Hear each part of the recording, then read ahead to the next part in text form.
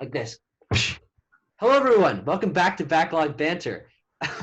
Today, I hit an intro with a wide open bitch slapping hand, and we're gonna talk about DC Fandome and the fact that I sat on my ass for 8 fucking hours yesterday and watched this. I've got a lot of thoughts about it. We've already recorded 2 videos based on DC Fandome, and there might be another one in the future. There's a lot of content that they talked about, but this is going to be an overall discussion of the showcase and the content and all the different lot of different things talked about. But as someone who sat there for 8 hours and watched the entire thing, I wouldn't do it again. I can let you know that. Here's how we can judge the relative IQ of Backlog Banter members. I watched the Wonder Woman section, I watched the Gotham Knights section, and then I watched the Suicide Squad Kills the Justice League section at the very end. I knew as soon as Gotham Knights was done that I do not want to watch Fandome. So I turned it off, made the big brain strat of sitting back, waiting for announcements to go on Twitter, waiting for trailers to go live, and that's how I enjoyed the rest of Fandome. Because Fandome, from a content perspective, from the fact that today we're left with trailers and news and hype, what actually came out of it, which at the end of the day is what really matters. Yeah. That was fucking phenomenal. Mm-hmm. DC delivered so much good shit.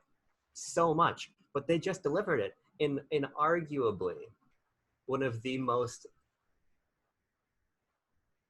I would say unappealing. Oh, that's a great word, and I wouldn't have hit that. In a very unappealing format. Yeah. And I think to be Fandome accurate, I'm going to record the video like this. I want you to have more of my background frame. Ow, cramp. Ow, God. Oh, 911. 911. I've had, oh, fuck. Oh, God. Oh, shit. Oh, God. Oh, fuck. Hold on. Ow. Ow. Ow. Ow. This is the price that I pay for comedy, and I want you to see more of my background. I'm going to record the Fandome discussion like this. Oh, yeah, that's right, because so if I would have to sit all the way in the back of my room to simulate DC Fandome, because I don't even know if you can fucking hear me anymore. But man, DC Fandome did not open strong. It opened with a person and a bunch of people, actually, like all the different languages and voices from around the world, talking about the fact that they were going to be doing this presentation, but they were doing it in this gigantic CGI hand-drawn stage that I think they called this DC Fandome. And it was atrocious. That was awful. You got to recognize when Tucker says gigantic, he means gigantic in terms of relative scales of things. You would have a person the size of my King K. Rool amiibo standing right here, while fucking the size of my Jaws poster is a PNG of Superman floating in the background. Yeah. And there's like a simulated floor and everything. Oh God. And because they were all green screened, it didn't look right, and their feet were like actually staying on the floor, and they didn't have shadows. But when they did, it was just like a circle around them, like a fucking Smash Bros. Statue. Oh God, it was so bad. But on top of that, on top of the intercut visual style with the interviewees and all the people that were doing the fucking talking heads, that might not have been good. Unfortunately, the other 50% of this 8-hour conference was Zoom calls with people involved in projects. And although some of it was interesting information and good content on talking about the future, like what the fucking thing should have been, a lot of it was unrelated to that. It would be the Suicide Squad cast just playing a fucking game, just doing a trivia game, or people involved in Wonder Woman, like just random people, like fucking like back people behind the scenes, just like holding fucking Sharpies in front of their faces and going, and I was just sitting there like, man, it was very poorly paced, because as I said, like 50% of it was those talking heads. Another 30% was the crappy in-between stuff, leaving only 20% to be solid content that we were actually there for. And if you had a fucking brain unlike me, you would be on Twitter catching these things as they went live, being like, cool, this is cool content. Sometimes you'd be on Twitter catching things before they went live. Yeah, a lot of things leaked. But I don't understand how they leaked. For instance, the Batman trailer, which we will talk about in a second. It leaked, but the leak I saw was someone watching it on the Fandome live stream. Yeah, but like talking over it a little bit, and the audio Right. isn't right. Clearly, there's a lot of kinks to work out. This is obviously a first showcase, and I would imagine they're going to do DC Fandom again. Yeah, I don't think they can sustain this yearly. They might be able to, but well, I don't think they can sustain an 8-hour version yearly. sure. Well. Here's an interesting question. There's another Fandom in 3 weeks. That's what are they showing? They're showing like DCAU stuff and some more and Oh. comics stuff and I Okay. think some TV. Like, so maybe we're off base, but here's what I'm gonna say: the important Fandom video footage totals 25 minutes Yeah, of 8 hours. yeah. And I think we should keep beating the shit out of this if you want to, but I think I'm kind of out of things to say because like one of the panel I did tune into was Black Adam. Mm-hmm. And Dwayne Johnson's a very charismatic gentleman. Yeah. But when the Q&A section is very clearly super curated questions that aren't that interesting Yeah. and are mainly there to get across theme or get across really basic information, it just felt really, really boring. Mm-hmm. And I think boring is a good way to put it. And that, unfucking fortunately, that was one of the more engaging and interesting panels. I watched all of the panels that had to do with films and games, and it was pretty bad. It really was not interesting. The Aquaman 2 one didn't need to fucking exist. It was James Wan interviewing Patrick Wilson and just like bullshitting around like, hey, we had fun making a bunch of movies together because James Wan just casts Patrick Wilson in every fucking film he makes. Conjuring, Insidious, Aquaman, Conjuring 2. That man is in a lot of James Wan movies, but that didn't need to exist because it didn't confirm anything. It didn't talk about anything about the film. That film is not coming out for a long ass time. And there is something compelling, I think, about this sort of stuff, but I don't think this was the format for it. Yeah. As a Blu-ray bonus CD, as you know, vignettes posted on YouTube later, as more strategic marketing things, I think it's really interesting. And I do like hearing that kind of BTS stuff, especially as someone who cares a lot about DC. But I was here for the announcements, and I was here for that sort of stuff being delivered in a more organic way, and that's not what we got. No, it was not. So it was good information portrayed poorly. Yeah. And to speak on that good information, all right, we're segueing to the actual information that was important. We start off with Wonder Woman 1984 with a panel and a related trailer. The film that allegedly is coming out in 4 weeks, 5 weeks, something like that. Really? Something like that? Holy crap. October 2nd, I believe it's currently slated for. Wow. Okay. Yeah, that's not going to happen. I still think it will. We texted about this a little bit. I just don't. I think it's only going to not happen if theaters close down. I don't think Warner Brothers is not moving. I don't think. Yeah. Especially not with Tenet in theaters and Wonder Woman so close. Like pre-sale tickets, I think that doesn't mean a whole ton. But this close, I don't think it's going to get pushed again. I wish it went to HBO Max. That would get me to pay for HBO Max because right now I'm holding out for Snyder Cut and I'll pay for it. But the trailer itself, this for me was the most expected showing. Yeah, of course it was. And not just because we know a lot about the movie, but because nothing about the trailer really surprised me, I suppose. Yeah. I think the movie still looks fun, and I think it still has a good energy to it. I get, like some Superman the movie out of there, some more lighthearted, undercut with some more serious themes, and it seems like I really like Barbara Ann Minerva as a character, so it seems like it's going to be an improvement over Ares. And there was some really fun action shown off. Yeah. But I was like, hey, there's Wonder Woman. What's next? That's kind of how I felt. Yeah, I mean, it wasn't a bad trailer. I mean, I enjoyed it. It had some really cool moments in it. I went on record, off record last night about the fact that watching Wonder Woman grapple onto a lightning bolt with her golden lasso was one of the most badass fucking superhero action shots I've ever seen in my life. And every time I see that, I'm like, oh, it's so cool. Because it is really fucking cool. Unfortunately, a lot of the other parts of the trailer were relatively generic establishing shots and introducing characters and things. I didn't know Cheetah was the main villain. I didn't know who's the fucking actress again playing Cheetah. Kirsten Wig. Yes. Okay. Yeah. She's playing Cheetah, which is not the way not where I would have gone with that casting. And the ending CGI is bad. It looks like fucking cats. It's terrible. It looks like cats, but I think it works a little bit better because this is a little bit. So we didn't really see the full like cheetah colors. I'm hoping that when it's not that night fight, she'll look a little bit more like comics accurate, and she'll look a little bit more. I mean, not or it's certainly not organic, but a little bit more like as though she fits. Yeah. I will say, you thought the Thunderbolt lasso part was the coolest shot when she grabs Cheetah by the scruff of her neck and swings her around and throws her into the ground. That was the shot. That's like, fuck, that's cool. Yeah.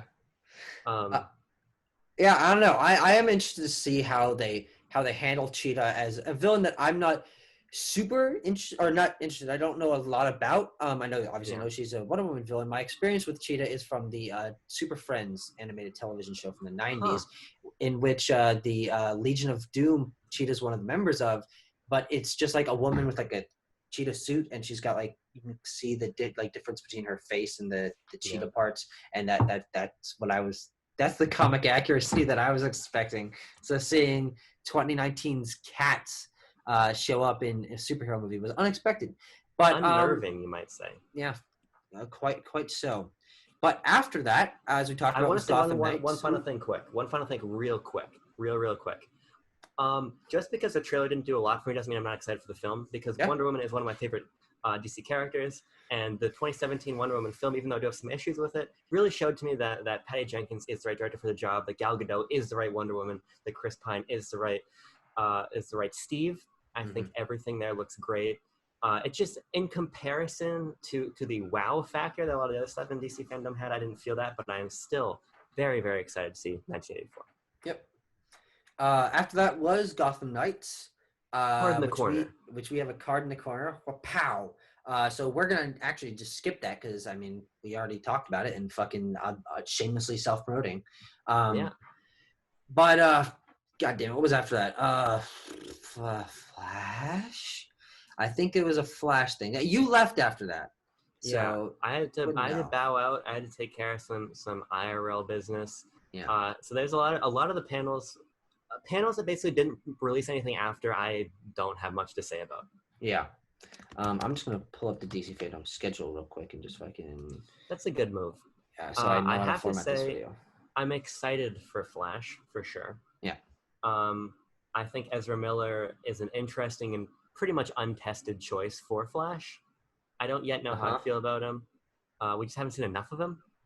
So I'm hoping that his full film is going to flesh him out more, but it seems like probably before that, the Snyder Cut will do just that. Do you have the schedule open? Because I'm almost unable to stall for more time. No, I've been waiting for you to finish because, yes, it was Flash after that, which I actually thought was a pretty good panel. All things considered, it was pretty snappy. It had a fun little format where it was like part one, part two, whatever. This is the things we're talking about. One of the things being the fact that this movie is not called Flashpoint, but it's Flashpoint. And it's about Barry using time travel. It's about alternate reality speedsters. And there's so many cool Flash characters. So I'm very excited to see what they do with this. And if they are able to tie in other characters, like the fact that Michael Keaton, not George Clooney, Michael Keaton Batman is coming back. That's really cool. And tying these movies together is the thing that I think is really going to sell DC on the fact that they have had quite a few different universes and they don't seem to really know what they're doing with any of them. And Snyder Cut is continuing one that's technically not around anymore, and Batman's going to start something completely new, and they've got all this stuff. But if they can sort of tie together the fact that this is a multiverse and the characters from these old things can come back and their stories technically are connected and can be referenced and things like that, that is what really gets me excited for the future of all the live action DC content. The multiverse is a very cool concept, and I think if they pull it off well, it's going to be great. I want comic book films to do this thing called the end credit sequence. Don't know if you've heard of it. Yes. Much like backlog banter. Much like backlog banter, but here's what I want to do. I want to implant a little nugget right here that's going to get people to tune in later. We're going to have a discussion about how I think that the best route forward is unconnected films. I'm more excited about the Flashpoint film from a more novelty perspective and seeing these people come back, but from an overarching storytelling perspective, that doesn't do a whole lot for me. But we're going to revisit that topic because that's a much larger discussion. Yes, that's true. I think that, I mean, that's really about all I can say about the Flash thing, because it really was just basic information about the fact that they've been working on this a while. The person who was writing it and the director and Ezra Miller himself are all very excited for it, and hopefully it does the character justice, and we were able to see the new Flash costume, but sort of in a weird shadowed way. It wasn't a great look. It wasn't actually a picture of Ezra Miller in a costume. I don't know, it was strange. But that's about it for that panel. But after a weird animated segment in which Batman Beyond Batman talked to Batman the Animated Series Batman about the Adam West Batman show, that was strange. I watched that. But after that was James Gunn's The Suicide Squad. Ooh, I have a lot to say. First, here's what I want to say to start things off. Kim K. Rool has both an innie and an outie, and it's very confusing. Yes. But that's unrelated to the Suicide Squad. Yes. I didn't watch this panel, like I said, but I did watch the 2 minutes like BTS thing. The roll call I didn't watch either. Fucking ridiculous cast, which I'm sure we're going to talk about in a second. The premise for this makes me so excited. Yeah. I am so excited for this movie. Oh yeah, so am I. Do you want me to elaborate? Of course. That's what this. We've been recording for a long time. It's gonna be a long video. Fucking talk about whatever you feel like. Okay. The idea that James Gunn is taking the framework of a 70s war movie, which is such an interesting thing to say, and putting that in the context of the Suicide Squad is a sort of refreshing energy that I think James Gunn brings to everything he does in the comic book realm, other than Guardians of the Galaxy 2, which is a fucking abomination of a movie. I'm just so compelled that this is clearly a very strong artistic direction. Like I just said, though, he's 1 for 2 with me. Yeah. For CBMs. So I am cautiously optimistic. I think a lot of the costumes we've seen, like John Cena's, looks absolutely ridiculous. Yeah. But that could either work for or against the film. It's all going to come down to the execution of this one, because conceptually it's dynamite. Yeah. Dynamite. Yeah, no, I'm very excited for this. I think the fact that it is such a gigantic cast. They had 18 people, 18 cast members involved in this fucking game Zoom call that they had. And all of them playing different characters, some of which I don't even think exist. Like, they're not real DC characters. Me and my roommate looking them up. Some of these are not real characters, so James Gunn's just fucking like doing whatever the hell he pleases, which is cool. Honestly, don't have anything against that. But I think that the fact that the cast is so huge and there are characters that we don't even necessarily know about yet. Taika Waititi is in that movie, but we don't know who he's playing. I'm actually not super optimistic about it. I think it could work, but I almost don't believe it will, because balancing that many characters and having to introduce all of them. I mean, Harley Quinn is the only established one, and I don't even think this is a follow-up to anything that Margot Robbie's done with the character. So I don't know. I think the answer is that you don't. My assumption is that this is going to be a Saving Private Ryan almost type of deal, where you have a cast of compelling characters that are killed very quickly. Yeah. Which could feel cheap. It could make the characters who stay alive feel more impactful. Mm-hmm. It could go a lot of different directions. But I anticipate a bunch of Saving Private Ryan-esque death sequences where people are dying, add a little moment of humanity, kind of balance out, the vibe of the Suicide Squad. So I think the route forward is more clear than some people might think. Seems like maybe you included. For me, again, it's just going to come down to execution. So there is no way where you have a cast this big, where everybody lives and everyone's fleshed out. Of course not. Yeah. No, I think that they are going to start killing people. I don't know. I'm excited for the project because I do think that James Gunn clearly has a passion for this, and he's very excited about it. And the behind the scenes thing that they showed with it was a little cheesy with the actors sort of saying like, you've never seen anything like this before. Like Idris Elba was saying, I don't even know how they did it. It's like, all right, that's a little over the top. But like, what's funny is I somewhat believe that though. in terms of the genre fusion, in terms of the scope of the project, I think this could be something really new for the comic book genre, or it could be something really gimmicky. Yeah. So, I guess I mean we really did not get that much information. I mean no. it was a lot of people. Essentially, the whole segment and trailer and everything was the fact that the cast is fucking big, and that's about it. And that's about all we know. And I honestly almost don't believe in the 70s war film. I think I think that might even just be sort of like a front. I think this is going to be a little Could more. be.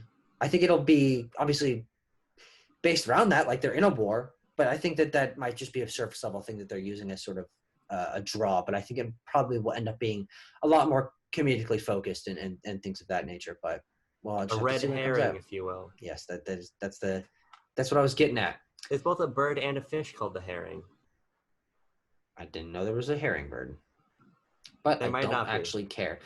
Oh, okay. So what the motherfucker? All right, whatever. But all right. So coming up reasonably close after that was something called that I didn't mention that we were going to talk about, and I'm not going to actually talk about. I'm just going to talk about the concept of it. Something called Legacy of the Bat, and this was one of fucking way too many Batman history segments that they had in this show. This show was padded to hell with Batman legacy content. Them showing there's been so many different Batmans. All these people have played Batman. Batman's so cool. We got a new Batman coming up. Batman's been Lego. Batman's been animated. Batman's been crazy. Batman's been spooky. It was so annoying. They had so many fucking Batman segments here, and they all felt the same, and they all felt unnecessary, and it really padded this show out to fucking hell. And it was very frustrating to me. I guarantee that if I had watched, I would agree with you. But I will say the one that I did see that I did like was the Batman Beyond, Batman animated series, Lego Batman, and Brave and the Bold. Yeah. I thought that was charming in a fun way. No, yeah, it was fun. That almost I don't count because I mean it was concise and it was entertaining content. But a lot of this stuff was comic book creators and. Oh, did we freeze again? I Fucking can't Mr. tell. Victor Freeze is touching your internet connection. So just Yeah. making sure that there's no dead air for the audience. But keep going, whatever you were No, saying. yeah. One of our audio will be caught in the recording.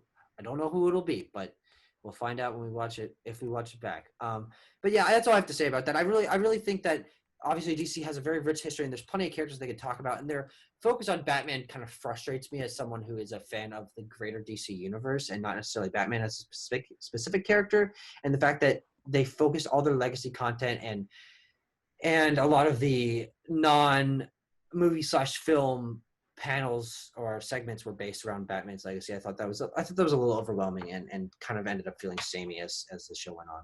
I'm a gigantic Batman fan, but I tend to agree. It's kind of the way I feel about Nintendo's overuse of Mario. Yep. I just think that both these universes have so much more to offer, even if I think Batman is fucking awesome. Yeah. So what's next in the run of show? They had a surprise DC Comics panel, which ended up being the I don't know what you call it, the company that makes the Static Shock comics.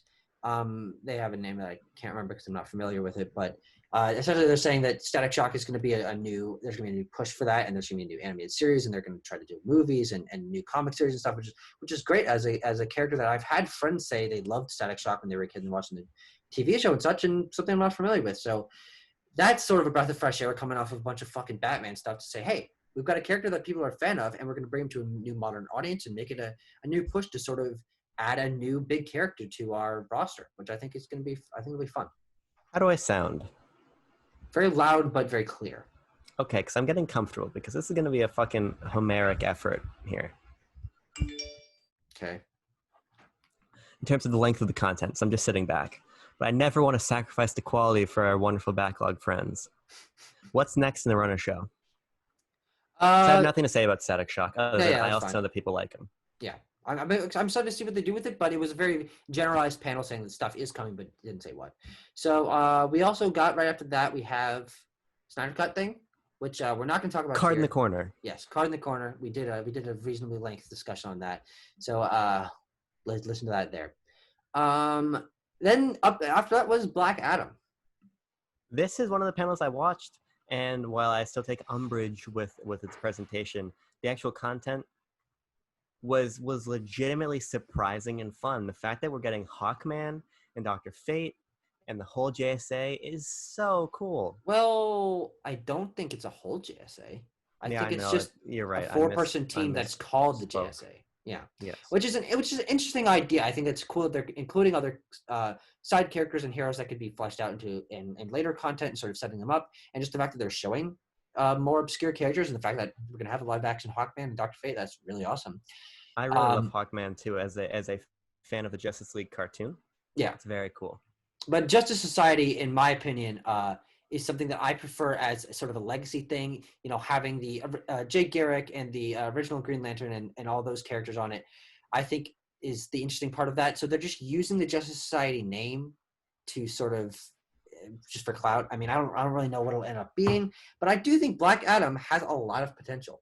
I think that clearly this is a passion project from Dwayne Johnson, and I really hope it turns out good. It has a lot of potential to be something interesting in terms of the fact that this is a pretty different character, and we're following the bad guy, or kind of a bad guy. He was enslaved, but then he went crazy, and he fought the wizard Shazam, and now he's back 5,000 years later, and he's going on a fucking rampage. So I don't know, could be fun. I don't really know what the story is going to actually be, but doesn't really matter. It's got I a fun just hope concept. it's substantive because Dwayne Johnson stars in films that are fun, but absolutely and utterly forgettable. Yep. No, I agree with that. And this seems like it could be a wonderful example of appropriating a comic concept for a mainstream way. Because, like you're saying, this isn't the full JSA, and it's very much a hollow representation of it. Yeah. But it's also a fun conduit to get characters like Dr. Fate and Hawkman into the mainstream, which I think is very cool. So I just hope that this ends up being a civil war, if you will, where it takes an overarching notion and spins it in a fun and fresh and engaging way, even if it's not comics accurate. So we'll see. We will see. And that comes out next year. So that's crazy. 2021 is looking fucking hot for DC movies. It's looking hot for everything because everything got canceled this year. That's a wonderful point.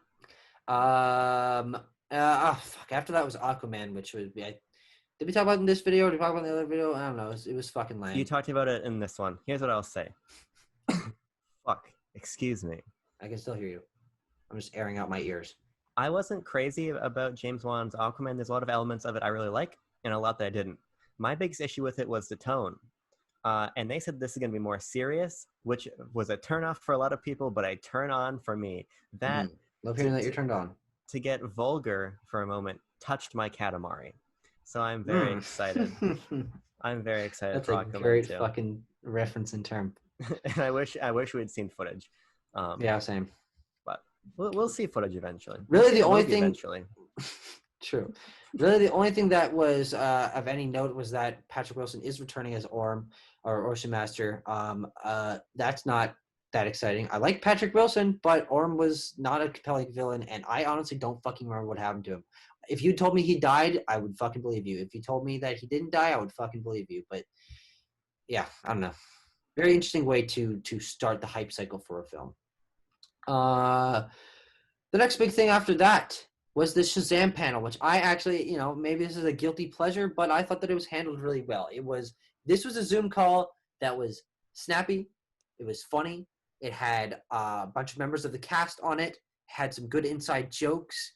Zachary Levi referenced the Snyder Cut quite a few times, and he was having some banter with his other younger self and the other younger cast members. And I thought it was really fun. And they backhandedly confirmed the new title of Shazam, which is Shazam, the Fury of the Gods, which is not a great title, but also it's just a fucking title. It doesn't really matter.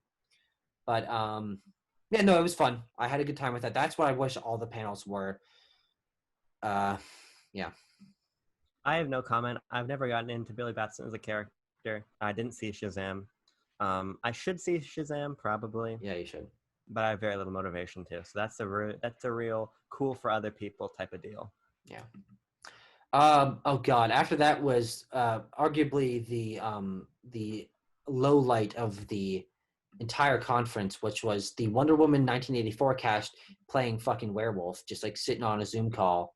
I for caught the like end of 25 that minutes. It was so obnoxious. because it ran into Suicide Squad, so I It ended up did. seeing the end of it. It did.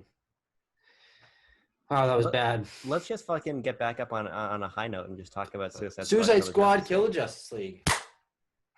Suicide Squad Kill the Justice League had one of the best trailers I've seen, games, comics, otherwise, in a long time. Yep.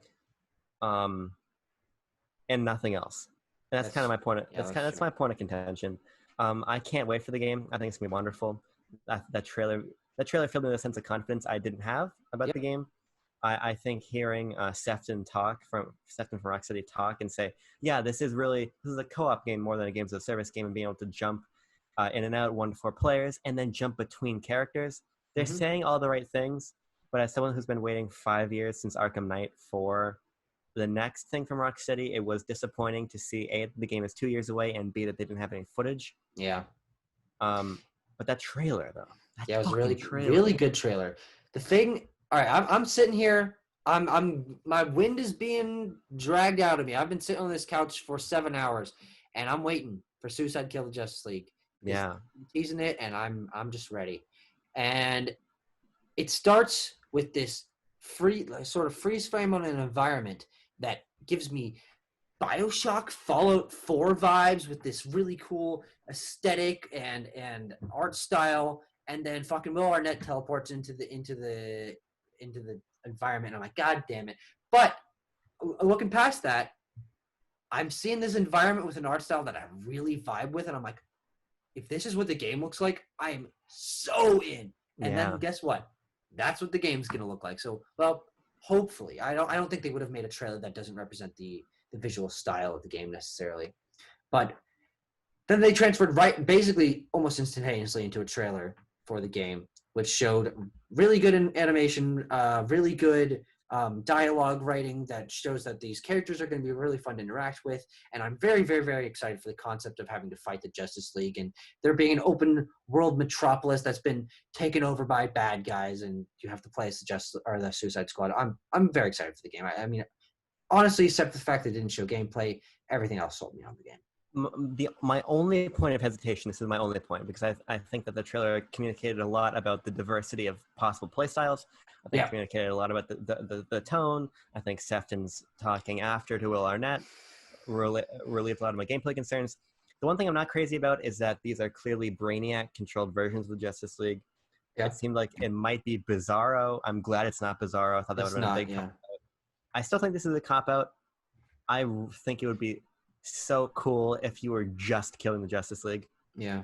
I get why you're not from like a continuity perspective, especially since this is in the Arkham continuity. It's weird that this is the one in the Arkham continuity, whereas Gotham Knights isn't. Because I just think that, like, oh, it's just so Superman and Amanda Waller just wants him dead. Like, that's so compelling to me. This is still compelling. It's still going to be fun to fight those characters. It's going to be fun to take on Brainiac, because I do like Brainiac. Yep. But it just felt like a little bit of a missed opportunity. But that's the only point where it fumbled for me. Yeah. I'm very excited for the game. There's something else I wanted to mention, but I can't remember what it was. So that's fine by me. You're going to say that the resurgence of King Shark is not necessary, but absolutely welcome. Yeah, and it could be cool. Pushing another character like that, I think it'll be fun. The Arkhamverse thing. I have only played Asylum and Part of City, so I'm not familiar with the overarching story. There's clearly a lot of weird stuff going into this being in the Arkhamverse. I want to see what they do with that, because at the moment it doesn't seem necessary. It doesn't need to be connected to anything else. Apparently Batman's dead at the end of Night, so if you fight Batman, they have to explain that. Harley Quinn was obviously in the other game, so this is the same character. It's going to be interesting to see if she references the fact that those games existed or events of them. Deadshot? No. Yes? I honestly don't know. I think it's Deadshot. The name of the character? I thought you meant if he's been in No, that's definitely Deadshot. Yes. I don't know if he has been in past game. That's the question I don't know the answer to. Yes, he has been in past games as a white guy with the same name. Oh, right, yes. They're going to have to explain that, because if they want this to be a continuity thing, it's the same character with the same name with the same power set, so This to me seems like where the games as a service elements come in, because this seems like, oh, year two, now we're going to Gotham, things like that. You know what I'm saying? Hmm. Like it seems like that's perhaps Maybe. where the content tail is going. That's probably forced their hand into making this in continuity. Yeah. Because the easy answer is, okay, Batman's dead at the end of Arkham Knight, so Gotham Knights is in canon. Like that's the disconnect I don't Yeah. understand. That's the disconnect that just doesn't make sense to me. Yeah. I unfortunately think this is a case of the core Arkham trilogy is Rocksteady's baby, and Arkham Origins has always been viewed as the outsider. It wasn't remastered in Return to Arkham. You can't play it on current gen consoles. You can play it on Wii U, which I think is the most technically impressive version of that game and most recent version. Interesting. So I think it's unfortunately a case of, if Gotham Knights was being made by Rocksteady, it probably would be canon, whereas Suicide Squad made by WB wouldn't. Mm. And if so, that's disappointing. Yeah. But it's more. I like a creative problem that necessitates a creative solution. So hopefully they actually have one. Yeah. No, it'll be interesting to see. But at the moment, it just doesn't seem like it. It doesn't need to exist in the same world. No. But they're putting it out there that it is. So we'll see how they handle it. But that also brings us to the fucking nut-worthy Conclusion climax. conclusion climax. Crux, That's the word. Yes, all these Cradle. fucking C-based words. Crocodile, carrot, Cumberbatch. We're going to talk about The Batman, starring Robert Pattinson in a fucking tasty trailer with a really bad presentation. Again, didn't fucking see it. Just saw that trailer, saw it leaked, watch it again, watch it again. Yep. Fucking love it. Yep. See, I've seen it probably seven or eight times. Very good trailer. Very, very good trailer. I'm so excited for Riddler, Paul Dano Riddler. I'm so excited for that. Colin Farrell, another of my favorite actors. Him as Penguin, you can't even tell it's Colin Farrell, but it is. So we'll see how he fucking pulls that off. I think I'm more conflicted on this than you are. Okay, interesting. I am stoked out of my fucking mind for this movie, but in the same way that I love Ben Affleck as Bruce Wayne but not as Batman, I love Robert Pattinson As Batman, but not Bruce Wayne. I think so. Yeah. But I even hesitated there because the worst shot of the film, I think, is when godsend casting Jeffrey Wright, my fucking main man Jeffrey Wright as Commissioner Gordon, is reading the Riddler letter and turns to Batman and goes, "Does this mean anything to you?" And fucking walks out of the shadows. Fucking Comic-Con circa 2017, young boy standing in a Batman costume answers. I just think that Robert Pattinson's real world energy is just incompatible with this character. Yeah. However, my own counter to myself is that in Good Time and Lighthouse, Robert Pattinson has proved to me that he is one of the most versatile and interesting actors who you can never count out. Yeah. No, I'm definitely be interesting to see how he portrays the character of Bruce Wayne. And I really wish, honestly, I kind of wish that they had focused on him a little more in the trailer. I mean, honestly, he's not the focus of the trailer. It's like more of the crime and the world around him, which I think is a fine way to handle that. But the point of contention on this movie is people not confident in Robert Pattinson playing Batman. The costume is very cool. I like the taller bat ears. I like the Batmobile having a fucking rocket thing in the back, just like an cartoon. I love Riddler, my favorite Batman villain. So I'm excited to see how that handles, especially the fact that it seems more of like a Zodiac or a Seven or a fucking Prisoners style Riddler. Yeah. So I'm very excited for that. And I mean, Penguin could be cool. Don't know how involved he's going to be. Sort of like a background crime boss thing. But well, it's interesting you say that because also Stanley Turturro is in this film as Carmine Falcone. Yep. Which again is a really interesting character to include because he's a big deal. Like you make it the Carmine Falcone. Speaking of Carmine Falcone, I don't think you have read it. We need to do a discussion on this even before fucking Court of Owls, Batman the Long Halloween. I got big Batman the Long Halloween vibes off of this. Yeah. In the ways that this film is looking to marry the more grounded aspects of Batman's character with the detective aspects, with the more supernatural aspects. Yep. I thought it all looked really compelling. I think that the movie, Here's what I want to say. Beyond the trailer, Grace Randolph, I'm a big fan of hers. I really like her content. I watched her live reaction. She made 2 points, one I agree with, one I don't, and I think both are important to talk about. Sure. The first one is that this doesn't look like the point of Bruce Wayne being Batman is that people don't expect Bruce Wayne to be Batman. When you look at this brooding, skinny, kind of weird Bruce Wayne, I think it's an interesting take on the character. But you look at that and it's like, he's clearly disturbed. He could be the Batman. Yeah. Because this is a more not. I don't think Robert Pattinson is going to play Bruce Wayne as more of like the billionaire guy who is like of the ladies and going to fucking big boy parties and shit. He's going to be fucking nerding around in his cave, fucking spending all his money on gadgets and thinking about how to take down the Riddler. But I think that could be really cool. I'm not a fan of Bruce Wayne as the fucking super rich guy who also happens to be a dark superhero. I think that this is going to be a cool take on the character. So I think that in that regard, I am excited for Robert Pattinson's portrayal of Batman. Like I said, I just think Robert Pattinson is such an underappreciated actor. So I think that however he chooses to play the character, he's going to play it expertly. Yeah. My question is just whether or not that portrayal of the character really vibes with me.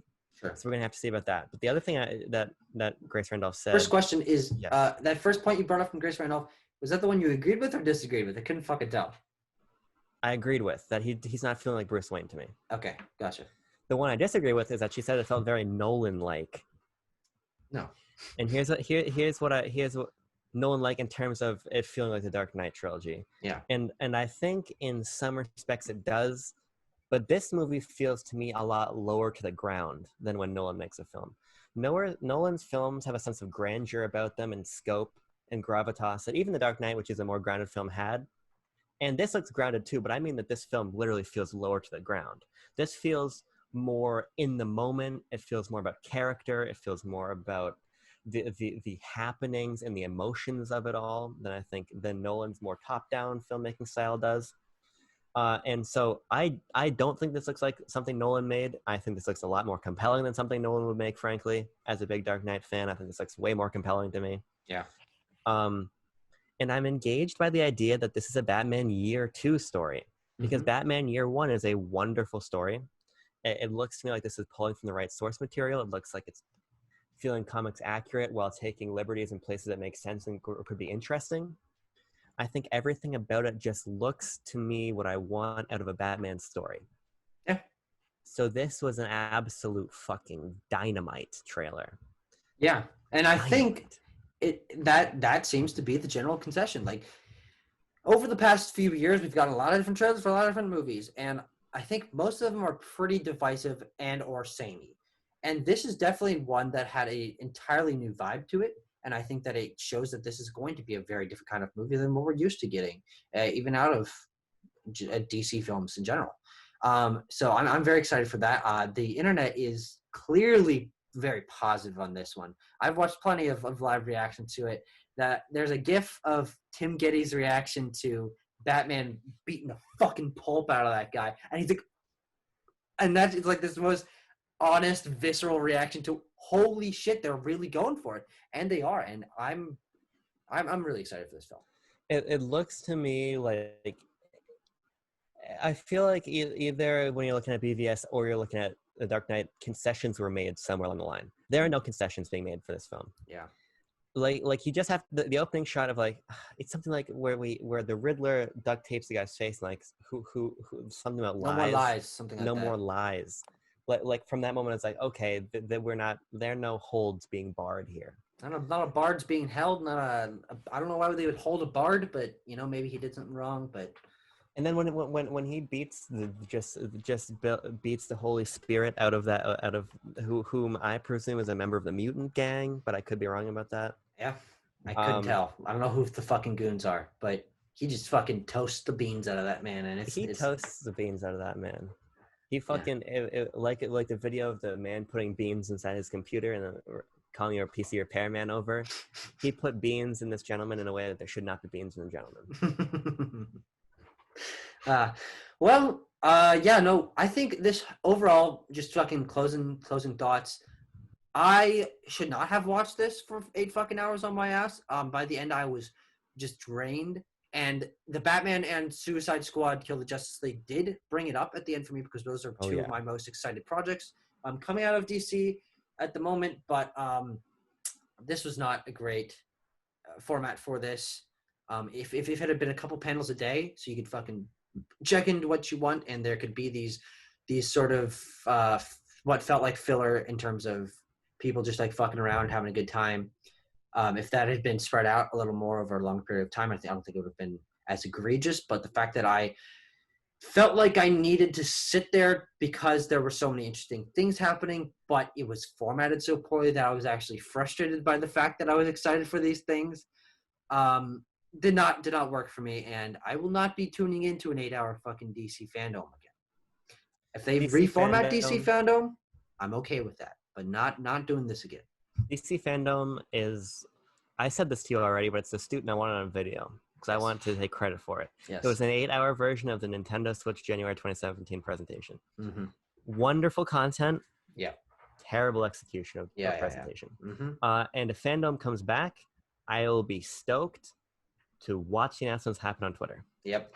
Because I love DC, and this re-energized me for DC in a way I haven't been energized in a while. Yep. And I'm fucking excited for all of the content. You know what I'm saying? Yeah, so how excited I am. Okay, well, I think that kind of wraps it up. I have no fucking idea how long this video is, but I don't think it matters around here. On Backlog Banter, we just keep on going, and we don't end our videos even when we should. So that shows how little restraint we have on this wild west of the internet.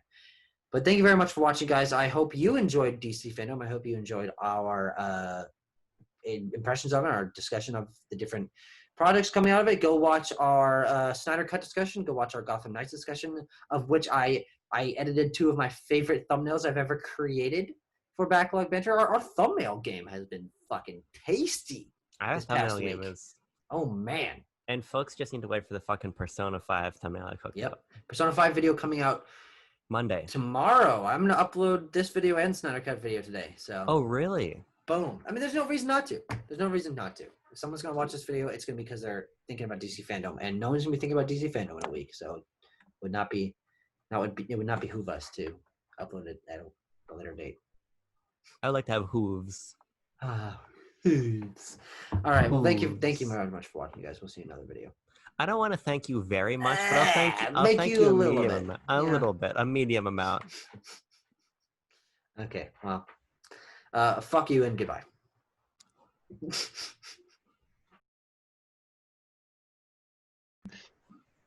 You don't want the...